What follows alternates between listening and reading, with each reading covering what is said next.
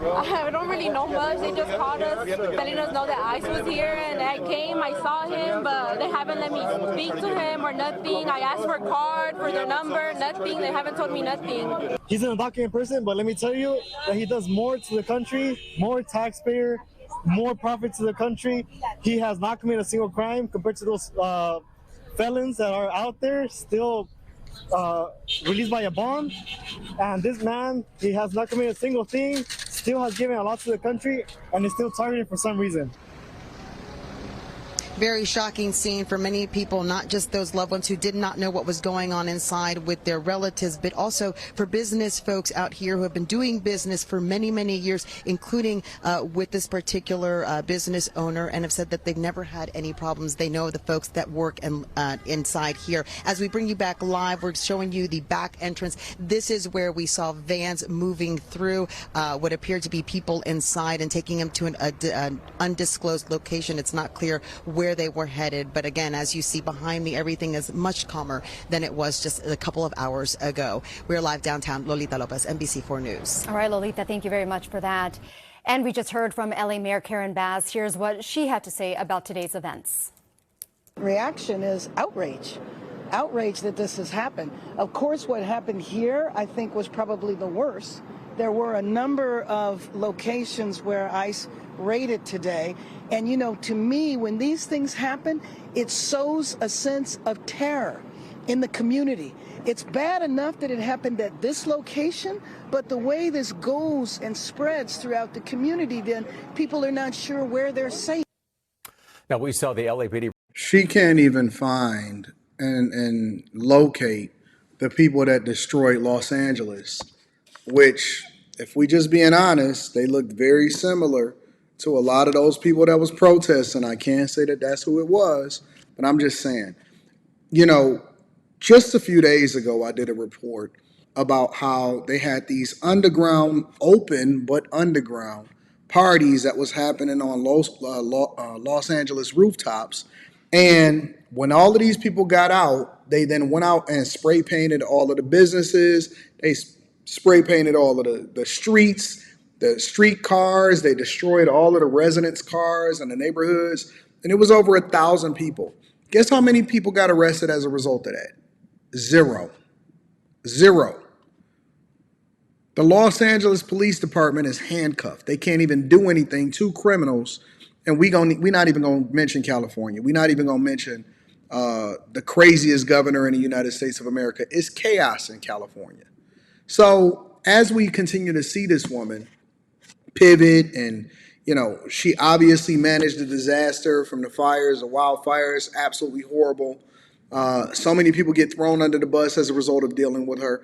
As we continue to look at this woman, I think that she could quite possibly, right behind Brandon Johnson in Chicago, could quite possibly be one of the worst mayors in the United States of America. You have illegal people, and I don't care how much that y'all try to justify, well, this is what they pay in taxes or whatever. We don't know what they doing. We don't know what they paying, and it really doesn't matter. The fact of the matter is, people need to be coming over into this country legally instead of illegally. And it's also an insult to the people that did it the right way. So I'm never going to give grace and say, well, you know, I can be empathetic, I can be sympathetic, but it doesn't mean that we shouldn't uphold the law. Because the minute that you start to bend the law, or you allow for people to just skirt the law, you know what happens? You know what happens? Chaos ensues. And you can't arrest anybody. They advocate more for people that are here illegally than they advocate for the residents that actually pay the property taxes and the city taxes and the federal taxes. You can't get any kind of representation. They champion criminals. They champion people that come across the border. They don't have anything to say for these people, but then they say that they're sowing seeds of terror. What about the people that came over here illegally? That's not a terrorist act when you can't even vet who these people are? Let me pivot over to the ICE director. I believe he's the ICE director, and he had some words for Karen Bass, the mayor of Los Angeles. This is what he had to say. All right. You know, I want to turn now to the violence we saw playing out in Los Angeles. We saw protesters taking to the streets, clashing with police, following a series of ICE arrests across the city. The mayor, Karen Bass, responding to those arrests in a letter to residents. last night, saying in part, these tactics sow terror in our communities and disrupt basic principles of safety in our city. It makes people fearful to attend school, workplaces, houses of worship, community spaces, and so much more. After I learned of the reported immigration enforcement actions today, I went out to see for myself. I was on the ground speaking with families who have been impacted and community leaders. I told them that LA will always stand with them and stand for what's right. What's your reaction to the mayor who says she's not going to stand for this? It's absolutely disgusting. I can't believe that an elected official would say that. She would block and stop lawful law enforcement officers from doing their job. And if she was on the ground yesterday, then she was there representing criminals. She was representing rapists, gang members, human traffickers. All they were arrested yesterday. 118 individuals were arrested. And then she called for the LA police not to assist us. So the worst thing in America is the fact that we had 40 ICE officers and Federal Protective Service officers inside a building trapped.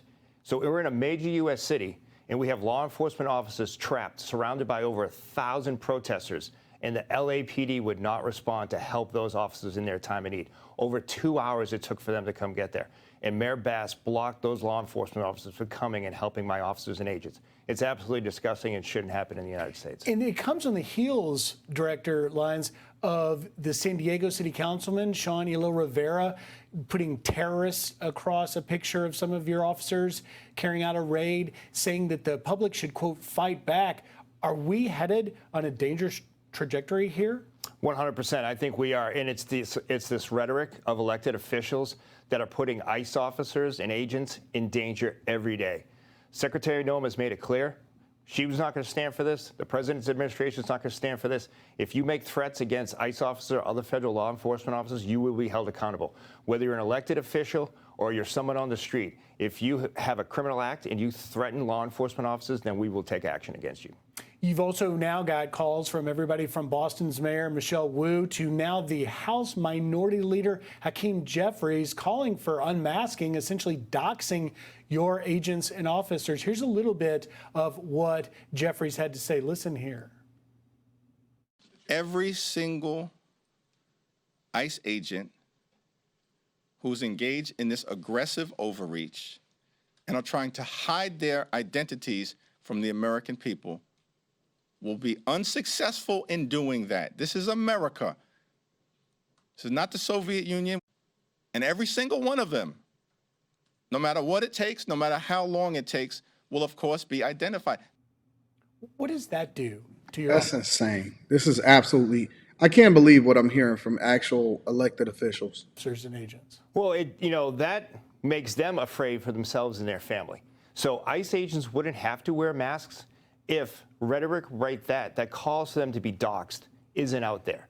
So in the beginning of our enforcement operations, you didn't see officers and agents masked. However, these radical groups, these people for the calling of the doxing of ICE agents, calling them Nazis, calling them terrorists, sparked so much protest and threats against ICE agents, including their officers and families. So now you've dragged officers' families and agents' families and their kids into a situation that's totally unsafe. ICE agents wouldn't have to wear those masks or hide their identity if people weren't putting them out in the public.